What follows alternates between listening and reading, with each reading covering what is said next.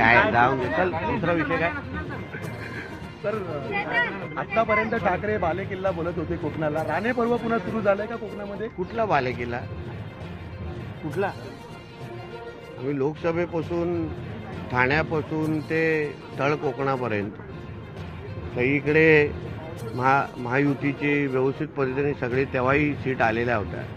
आताही विधानसभेला पण महायुतीचंच आहे. म्हणून बालेकिल्लाचा अर्थ म्हणजे काय? जिथे उद्धव ठाकरेचा कुत्रा पण निवडून येत नाही त्याला बालेकिल्ला म्हणत नाही. म्हणून तुमचे प्रश्नच थोडा बदला जेणेकरून तुम्हाला उत्तरं पण चांगली व्यवस्थित भेटतील. सर, संजय राऊतांनी आज सकाळी म्हटलं की जे सरकार बनेल ते गुजरातला जाऊन त्यांनी शपथ गुजरातच्या मोदी स्टेडियम. आता मला असं वाटतं की ह्यांनी पण आता महाराष्ट्र सोडण्याची तयारी ठेवावी. मी ऐकलं उद्धव ठाकरे आणि फॅमिली आता लंडन जाण्याच्या तयारीमध्ये आहेत. कारण का कधी कुठला मुलगा अटक होईल याचा भरोसा राहिलेला नाही.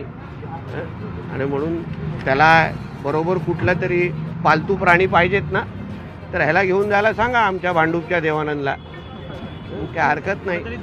तिथे लंडनला जाऊन कुठले तरी लाईटच्या खांब्याच्या वरती पाय वरती केला तर हरकत नाही. इथे घाण नको ही.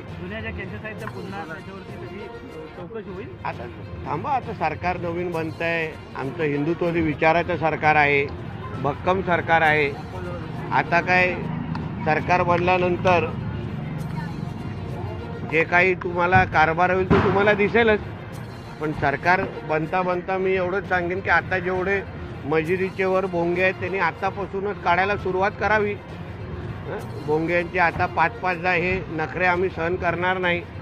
इथे जे काही अनधिकृत मदार बिदार जे उभे केलेले आहेत, जे हिरवी चादरं टाकले ते आत्तापासून काढायला सुरुवात करावी. स्वतःहूनच काढले तर बरे आहे, नाहीतर उद्या आम्हा लोकांना बुलडोजर चालवायला लागले तर मग बहुतांश पुरुष त्या घरातले